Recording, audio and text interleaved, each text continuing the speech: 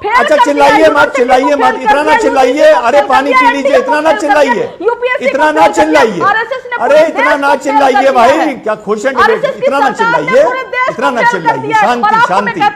ये बताइए, कंचना में नहीं मानते, कुछ लोग मानते हैं भगवान राम को, कुछ लोग मानते हैं, कुछ लोग नहीं मानते, हर वर्ग के लोग होते हैं। जब ईश्वर के लिए ये बात है तो सावरकर तो इंसान थे भाई, तो सीधी सी बात है। लेकिन फिर भी आपने बोला कि वीर सावरकर ने माफी लिखी इसलिए वो माफी वीर थे, यही बोला। पंडित नेहरू ने भी एक माफी लिखी थी ना, पंजाब की जेल से, मोगा की जेल से, बिल्कुल लिखी थी, पढ़ लीजिए, मोगा की जेल से माफी लिखी थी। तो आप लाइव दिखा दीजिए, लाइव क्या, मैं तो फैक्ट बता रहा हूं मैडम, मैं फैक्ट बता रहा हूं, मैं फैक्ट पटक दूंगा, मैं फैक्ट को रख दूंगा। मोगा की जेल से पंडित नेहरू ने माफी लिखी थी। आप लाइव, मैं आपको सही बोल रहा हूं, तो फिर अब पंडित नेहरू के बारे में क्या बोलेंगे?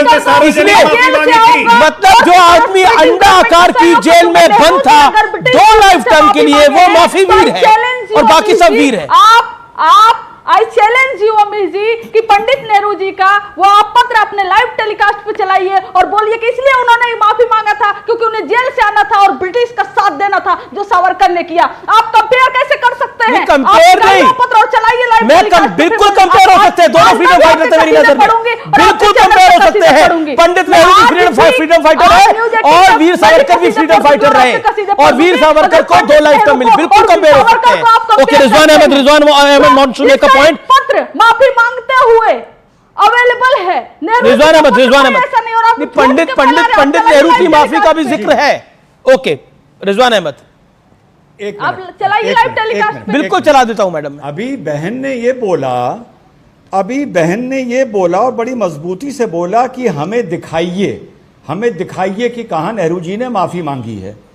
आप अच्छा देश को आरएसएस के वो डॉक्यूमेंट्स दिखाइए, वो एविडेंस दिखाइए, वो पत्राचार दिखाइए जहां पर संविधान विरोधी, राष्ट्र विरोधी, सेक्युलरिज्म विरोधी बातें कही गई हैं। आप कभी शाखा में गई हैं?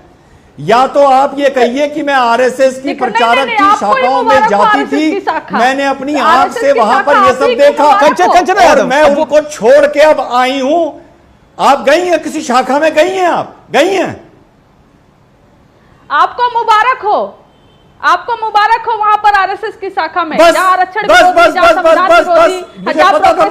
विरोधी बातें चलती हैं। इसका मतलब ये है कि जो आप जब शाखा में गई नहीं है, आप नागपुर गई नहीं है, आपको अनुभव नहीं है, तो आप कैसे बैठ के बोल सकती हैं कि आरएसएस देश विरोधी है या राष्ट्र विरोधी है? कैसे बोल सकती हैं आप? क्यों नहीं आप समाज को सुधार दिए होते? क्यों समाज रिग्रेसिव मोड में जा रहा है? अगर आपको इतना अनुभव है तो आप ठेकेदारी लीजिए कि समाज प्रोग्रेसिव वे में जाए। आप क्यों समाज आज रिग्रेसिव वे में जा रहा है? एक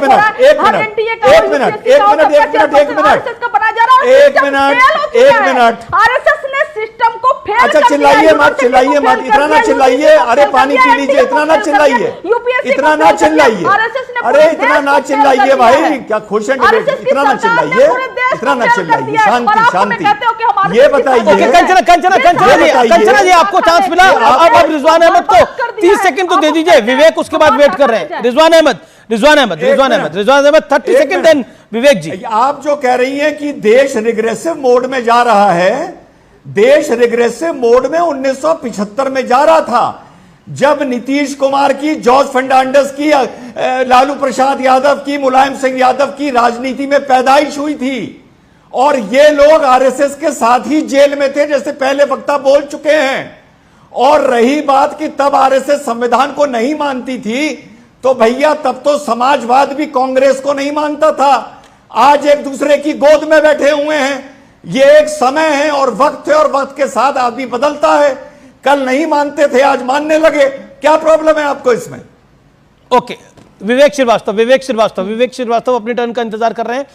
विवेक पॉइंट ये है, देखिए इस देश की राजनीति में कई सावन हमने भी देख लिए और आपने भी देख लिया, आपका अनुभव भी बहुत ज्यादा है विवेक जी।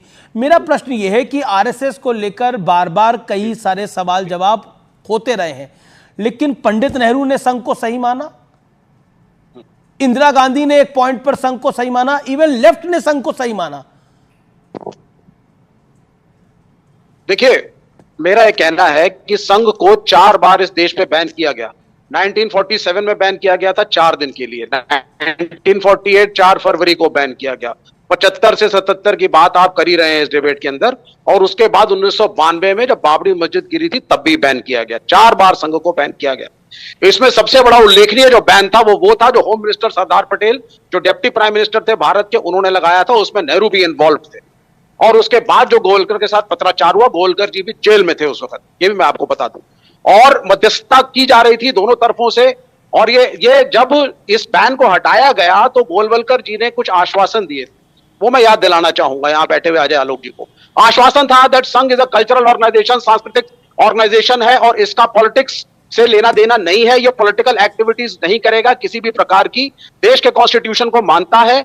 और वो चीजें जो deputy prime minister Sardar Patel ने, नेहरू जी ने जो मेंशन करी थी, खासकर पटेल का मैं नाम लूंगा क्योंकि पूरी कंट्रोवर्सी में जो रिटन पत्राचार हुआ था वो होम मिनिस्ट्री के साथ उस वक्त हुआ था, वो दस्तावेज आर्काइव्स में मौजूद हैं और मैंने व्यक्तिगत तरीके से पढ़े हैं, और उस पे भी होम मिनिस्ट्री नहीं मान रही थी और मध्यस्थता कई संगठनों ने करी। सुनिए सर, आप पहले, आज जब आपने 75 की बात करी तब भी अजय आलोक ने कहा कि राजनीतिक एक्टिविटी कर रहे थे। जब बाबरी मस्जिद का डिमोलिशन हुआ तब भी संघ पॉलिटिकल एक्टिविटी में मशगूल था। सबको मालूम है कि बीजेपी एक अकेली पार्टी है जिसकी पॉलिटिकल एक्टिविटी में संघ एज अ कैडर मदद करता था, और ऊपर से आगे कहता था कि नहीं साहब हम तो नॉन पॉलिटिकल है वैसे, और हम तो आज भी मोहन भागवत यही कह रहे थे कुछ दिनों पहले तक। लेकिन यह फैक्ट है कि संघ एक पर्टिकुलर विचारधारा के हिसाब से इस देश को बनाना चाहता है, जिसको समाजवादी पार्टी के प्रवक्ता ने बंच ऑफ थॉट्स, मैं भी कोट करता लेकिन मुझसे पहले वो कोट कर चुके हैं। आरक्षण के बारे में इनके क्या विचार हैं? ब्राह्मणवादी सोच है, ब्राह्मणिकल सुप्रीमेसी और हिंदू सुप्रीमेसी को ये रिप्रेजेंट करते हैं। एक ही संस्कृति और मोनोलॉगस तरीके से एक संस्कृति को ये थोपना चाहते हैं देश के ऊपर, और डाइवर्सिटी को ये रेस्पेक्ट नहीं करते हैं। ये 4 बात तो हो गए अमीश जी, लेकिन अगर आप सरकारी जवाब ले लेते ओके डॉक्टर अजय आलोक जवाब, doctor Ajay Alok answer it. मैंने यही बोला इनको कि ये भी अपने कम्युनिस्ट पार्टी के इतिहास को पढ़ के नहीं आए। भैरव सिंह शेखावत जो इस देश के उपराष्ट्रपति थे वो हार्डकोर संघ से थे, आरएसएस से थे।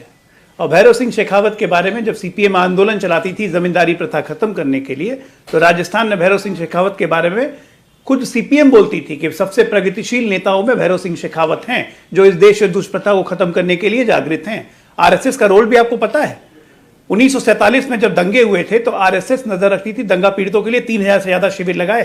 कश्मीर की सीमा पर सेना के जैसे नजर रखती थी आरएसएस। 1948 में कबायलियों के जब अटैक हुआ था, हरि सिंह मान नहीं रहे थे विलय करने के लिए, सरदार पटेल ने आरएसएस को भेजा था। गुरु गोलवालकर जी ने बात की थी जाके, तब हरि सिंह ने कश्मीर का विलय किया था।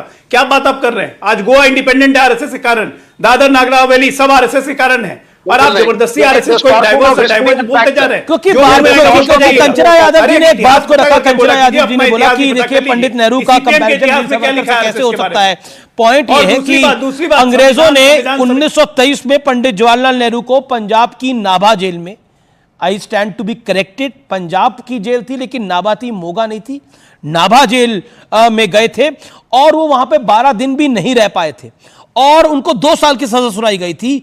तो तब नेहरू ने नाभा रियासत में प्रवेश ना करने का माफीनामा देकर अपनी सजा को माफ कराया था। और दूसरी तरफ जिसको माफी वीर कहा जा रहा है उसको 10 साल अंडाकार जेल अंडमान निकोबार में 10 साल 9 साल 10 महीने तक रखा गया और उसके बाद उसने माफीनामा लिखा कि मैं बाहर आ सकूं, मैं फिर अपने देश की सेवा कर चुकूं, इसलिए उसने माफीनामा लिखा। वो माफी वीर है। मेरा पॉइंट यही है कि हमें अपने मुल्क पर दी हुई कुर्बानियों को याद करना चाहिए। आप पंडित नेहरू का इस्तकबाल करें, जरूरी है, देश के प्रथम प्रधानमंत्री है, उन्होंने भी आजादी की लड़ाई लड़ी, लेकिन सावरकर माफी वीर नहीं थे। और मैं क्योंकि ये फैक्ट है इसलिए इस बात को मैं रखूंगा।